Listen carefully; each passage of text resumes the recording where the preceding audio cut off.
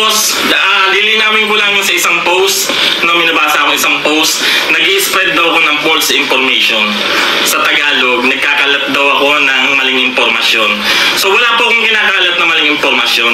Sir Alan, coin expert, hindi daw siya nagpapakalat ng mga maling impormasyon patungkol sa barya. Yan ba ay totoo? Panoorin po natin ang video at tapusin upang kayo na ang humatol, taong bayan, kung siya ba ay nagsasabi ng totoo o sino ang nagsasabi ng totoo, yung nag-post o siya mismo. At yan po ang ating pag-aaralan sa video ito. Lamang ang may alam.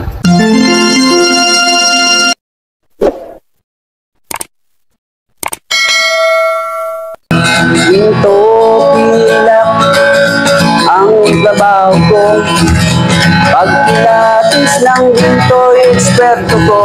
Magandang panahon po sa inyo mga kaibigan ko dito po sa ating channel More Than Treasures. Kumusta po kayong lahat? Nawa po ay nasa mabuti kayong kalagayan at lagi pong ligtas sa anuman pong sakit at karamdaman. Sa video po natin ito ay atin pong tatalakayin. Pag-aaralan at bibigyang linaw ang sinabi ni Sir Alan sa kanyang video. Panoorin po natin ang kanyang video. Lilinawin ko lang yung sa isang post, no, minabasa ako isang post, nag-i-spread daw ako ng false information. Sa Tagalog, nagkakalat daw ako ng maling impormasyon. So wala po akong kinakalat na maling impormasyon. So sabi niya po dyan, mayroon daw po siyang nakitang post at sinasabi daw po sa post, siya daw ay nagpapakalat ng mga maling aral. Patungkol po ito sa mga coins, sa mga barya. Ito naman po ang kasagutan ni Sir Alan sa comment po o sa post na nakita niya. Panoorin po natin. Tapos, lilinawin ko lang yung sa isang post, no, minabasa ako isang post, nag-i-spread daw ako ng false information. Sa Tagalog, nagkakalat daw ako ng maling impormasyon. So wala po akong kinakalat na maling impormasyon. Ano daw po? Wala daw po siyang pinapakalat o hindi daw po siya nagpapakalat ng mga maling impormasyon. Ito pong post na ito ay patungkol po sa mga kanyang vlog sa mga coins, sa mga perang sinauna at sa mga lumang barya. Wala daw po siyang pinapakalat na maling impormasyon. So kasi po dun sa mga nauna kong video, talaga pong tinutulig siya ako siya. Uulitin ko po sa inyo mga ka-More Than Treasures. Hindi po ako papayag na mamayani po ang mga maling impormasyon sapagkat kami na talagang legit na nangungulit at namimili ng mga may halagang sinaunang pera ay nadadamay. Ano po? Nadadamay po kami at minsan, hindi lang minsan, halos palagi na kapag kami gumagala ay may nagagalit po sa amin sapagkat ang sabi sa amin, bibili ba kayo ng lumang pera? Ang ilalabas naman, hindi naman sinaunang pera, kundi ang Lagpaskwelyo 1972, pisong kalabaw. At pag hindi namin binili, ay nagagalit. So kaya ako po ay naaalarma na gawan ng content. Yung mga maling katuruan, ako na po mismo magsasabi, mali po ang katuruan ni Sir Alan patungkol po sa mga coins.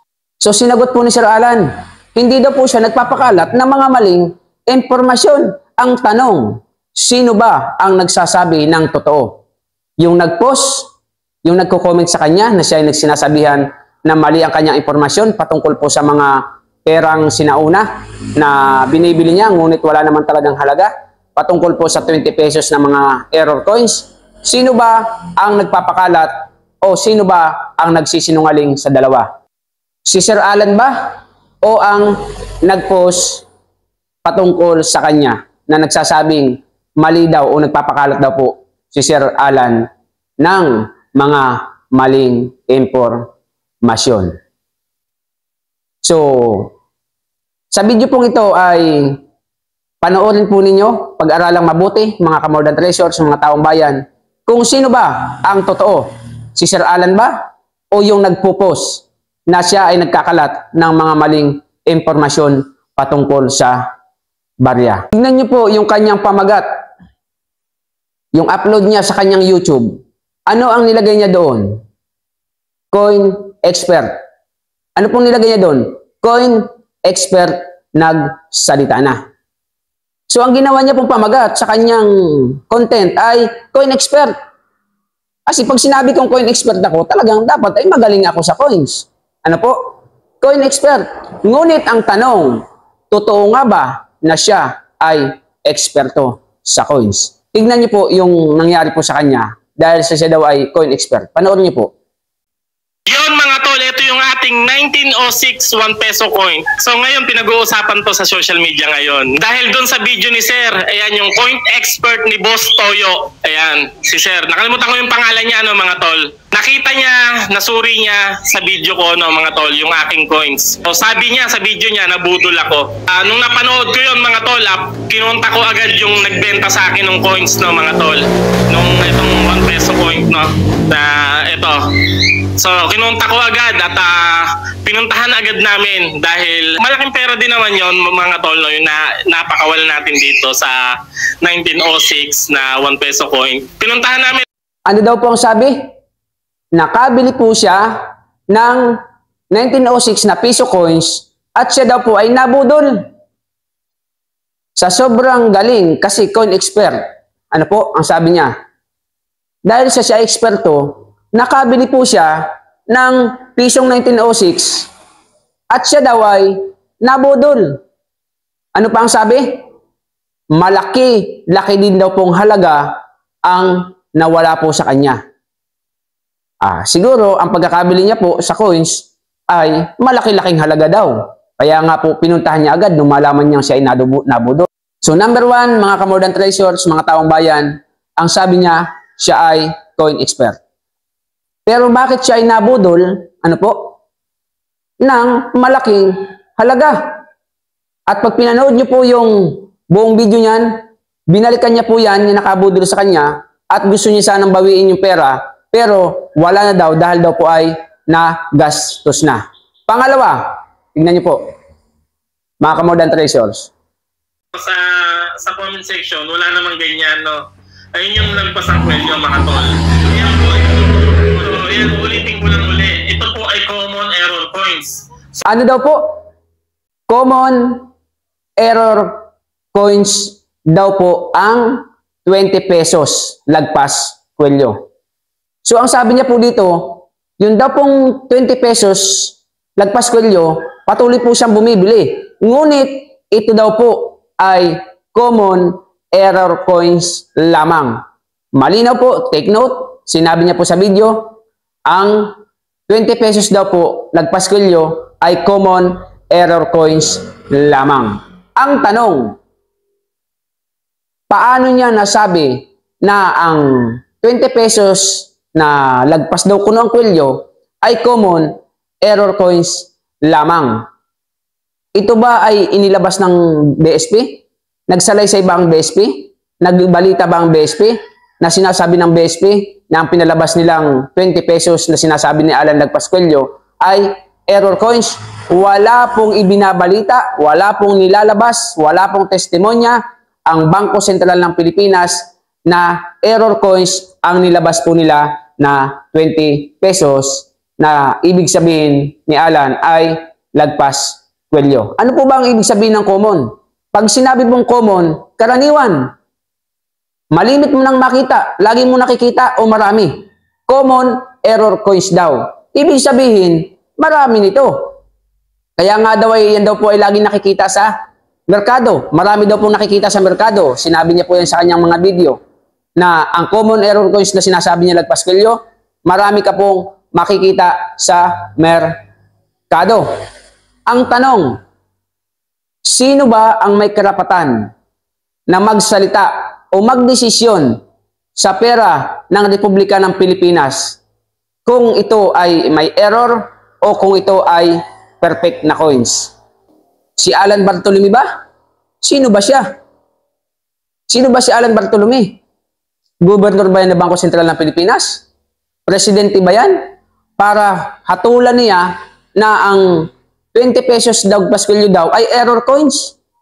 Take note, mga ka-more than treasures, mga taong bayan, wala pong sino man ang pwedeng magdesisyon sa pera ng Republika ng Pilipinas kung hindi ang Bangko Sentral at ang ating presidente.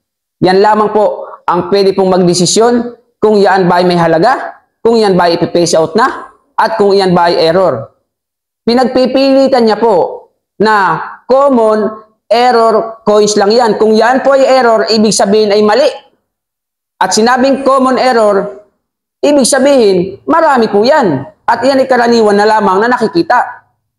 Papayag ba naman ang Bangko Sentral na pakalat-kalat sa merkado yung maling gawa nila na pera? Ano po?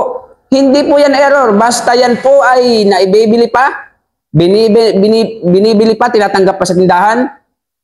Wala pong error na coins kapag tinatanggap pa sa tindahan. Ibig sabihin ay may value pa. Dapat maglabas po siya ng testimony o ebidensya na nagsasalita ang Bangko Sentral ng Pilipinas, ang gobernador, na sinasabi nila na ang pinalabas naming 20 pesos nagpaskwelyo na sabi ni Alan ay error. Pag yan po ay naipakita niya sa publiko na nagsasalita ang gobernador ng Bangko Sentral na ang 20 pesos nagpaskwelyo kuno ay error, maniniwala na po ang buong bayan na siya ay hindi nagpapakalat ng maling impormasyon. At ako mismo, kapag ka po napatunayan niya na siya ay hindi nagkakalat ng maling impormasyon, ako po ay taong magsalita, lalaki ako magsalita, buburahin ko ang YouTube ko. Ngunit tignan nyo pa po ang mga kasunod na ebidensya na patutunayan natin siya po ay nagpapakalat ng mga maling impormasyon. Ito pa po kasunod, panoorin nyo po.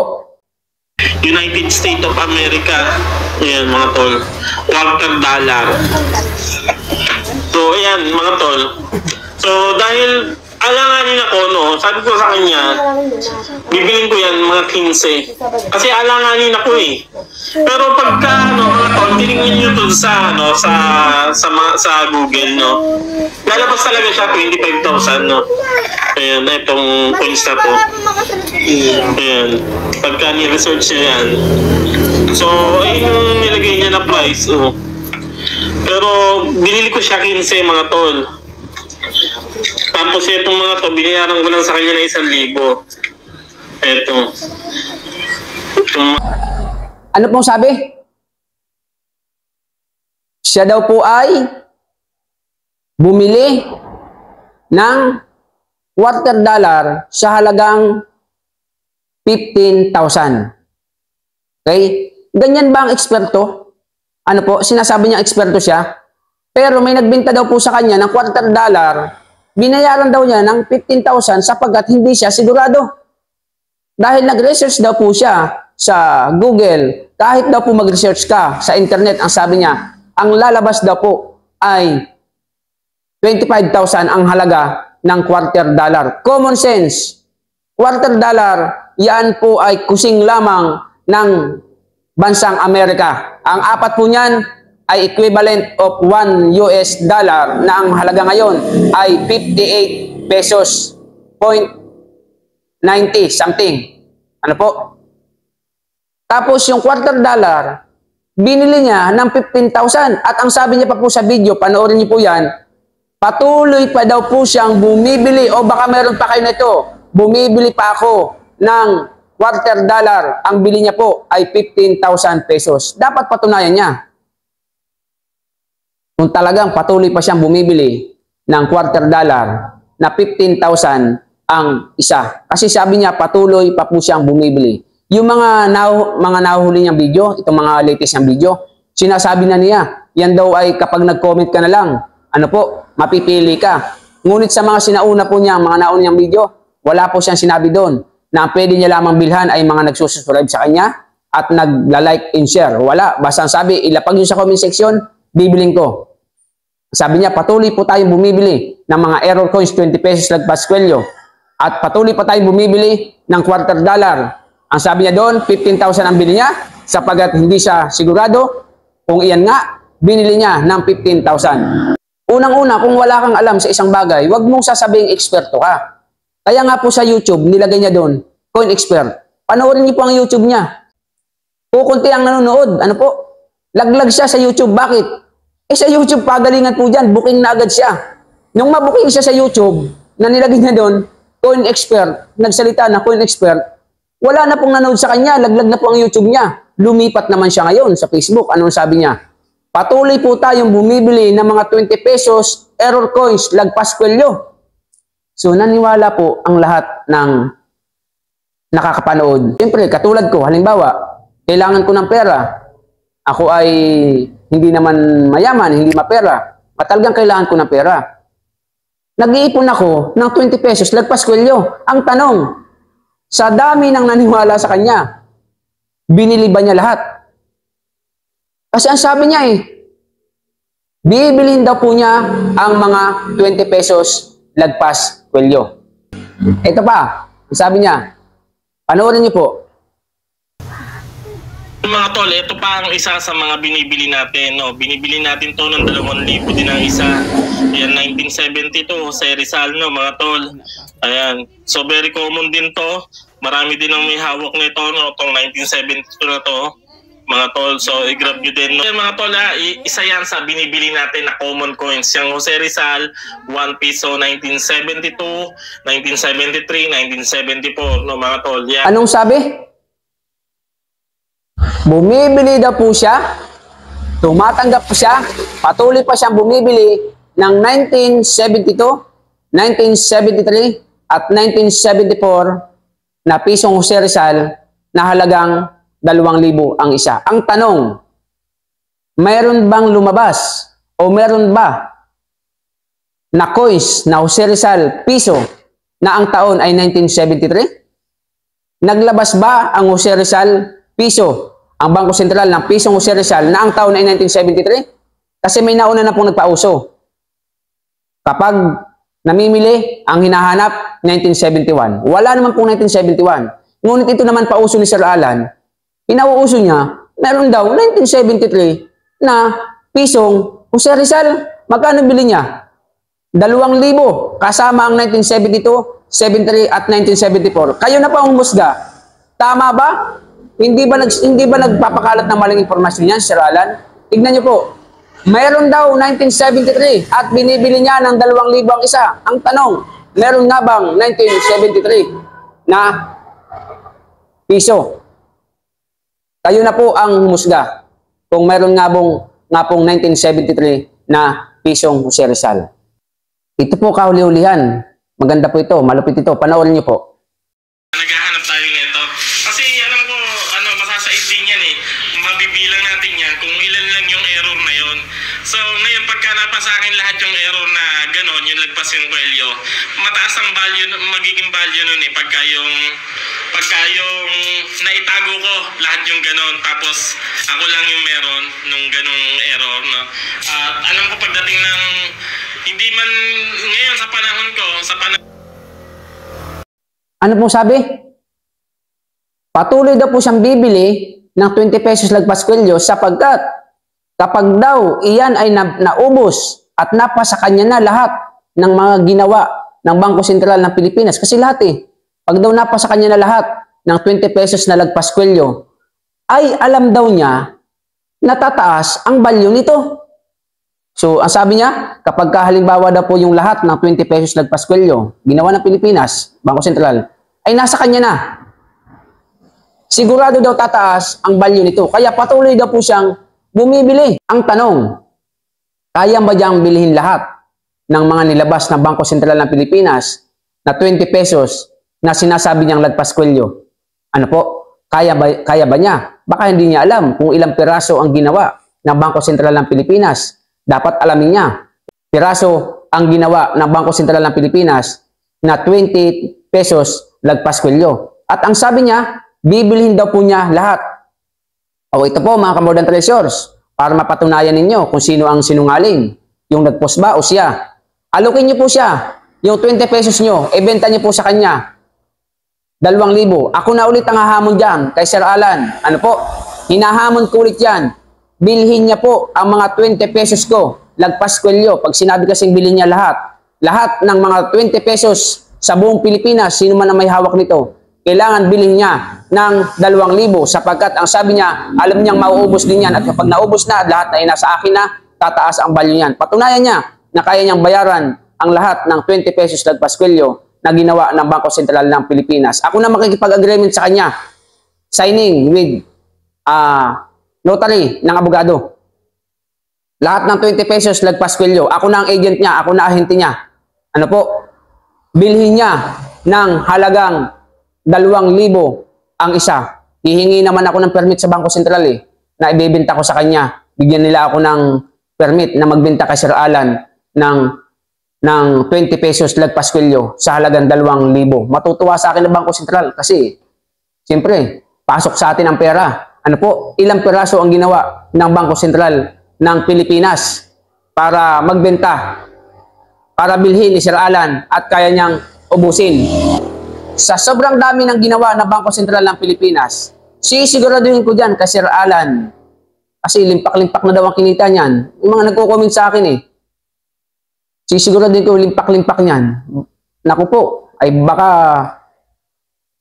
ultimong kusing yan, ubos yan kapag yan ay kumasa sa hamon ko na lahat ng 20 pesos lagpas kwelyo, bili niya sapagkat ang sabi niya, mauubos din yan at kapag naubos na yan, nasa akin na lahat, tataas na ang value niyan. Patunayan mo, Sir Alan, coin expert Bartolome, na totoo ang sinasabi mo at sinungaling yung mga nag-post. Kasi nag-video ako nag-upload ako sa YouTube ko na sinasabi ko, tinutulig siya ako siya. Mali. Hindi po ako papayag na yung mali, sinungalingan, napapahamak ang mga totoo, ay mamamayani siya. Tapos yung mga totoo ay mananahimik lang.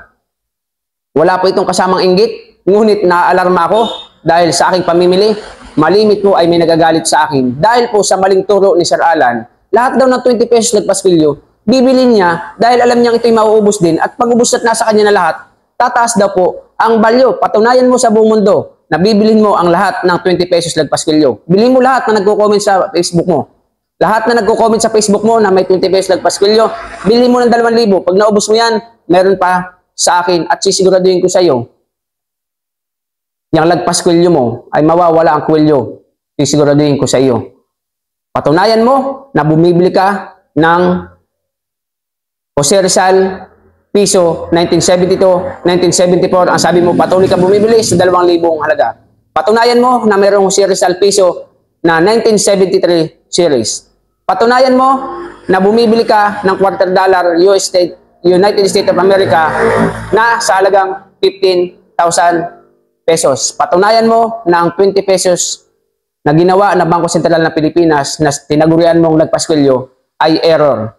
Patunayan mong lahat ang iyong mga sinasabi upang sa gayon malaman ng buong bayan na mali ang nagpo-post, na ikaw ay nagpapakalat ng maling impormasyon at ikaw ang tama. Pag hindi mo yan na napatunayan, isang malaking mistake, mali at nagpapakalat ka talaga ng maling impormasyon. Sa mga bagong dating dito po sa aking channel, kung nagustuhan nyo, pakisubscribe nyo po ating channel, pakihit nyo po notification bell, lagay nyo po ay all, marami po tayong tutorial dyan sa mga huli nating video. Matututo po kayo patungkol sa mga precious stone, precious metal, sa lahat ng about treasures po. At kung nagustuhan nyo, comment. Kung may katanungan, comment po kayo sa comment section. Meron po tayong FB page. At kung nagustuhan nyo nga, paki-like and share. Marami pong salamat. See you on our next video. God bless po. Ginto pilak ang trabaho ko. Pag pilatis ng ginto, eksperto ko. Kung sa mga kabisado ko, alam ko ang peke at totoo.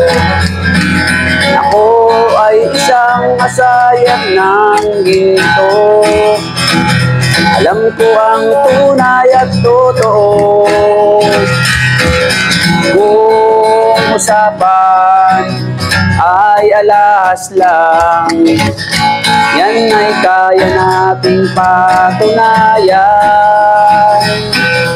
Ako ay alahero at asayer ng ginto. Alam ko ang tunay at totoo. Walang maitatago kung usapan ay ginto, pagkat ang alahero'y eksperto sa ginto. Mayroon ngayong bagong pauso, mahal daw ang bariyang 10 piso. 2001. Ang iba naman ay 5 piso. Ang iba'y 20 peso lagpas kwelyo. Kung sila'y inyong tawagan, chat mo at kahit reply wala man lang. Pagkat ito ang katotohanan, sa usapang barya sila'y walang alam. Ginto pilak ang trabaho ko, pagpilatis ng ginto'y eksperto ko. At kung sa mga tatak ay kabisado ko, alam ko ang peke at totoo. Ako ay isang asayer ng ginto, alam ko ang tunay at totoo. Walang maitatago kung usapan ay ginto, pagkat ang alahero'y eksperto sa ginto. May mga taong akala mo ay may alam, sa pagkilatis ng ginto ay nakikialam, ngunit ang kanilang ginagawang paraan ay napakalayo na sa katotohanan. Ginto pilak ang trabaho ko, pagpilatis ng ginto'y eksperto ko. Kung sa mga katak ay kabisado ko, alam ko ang peke at totoo. Ako ay isang asayer ng ginto, alam ko ang tunay at totoo. Kung usapan ay alahas lang, yan ay kaya nating patunayan. Ako ay alahero at asayer ng ginto, alam ko ang tunay at totoo. Walang maitatago kung usapan ay ginto, pagkat ang alahero'y eksperto sa ginto. Ginto pilak ang trabaho ko, pagpilatis ng ginto'y eksperto ko. At kung sa mga tatak ay kabisado ko, alam ko ang peke at totoo. Ako ay isang asayer ng ginto, alam ko ang tunay at totoo. Walang maitatago kung usapan ay ginto, pagkat ang alahero'y eksperto sa ginto. Pagkat ang alahero'y eksperto sa ginto.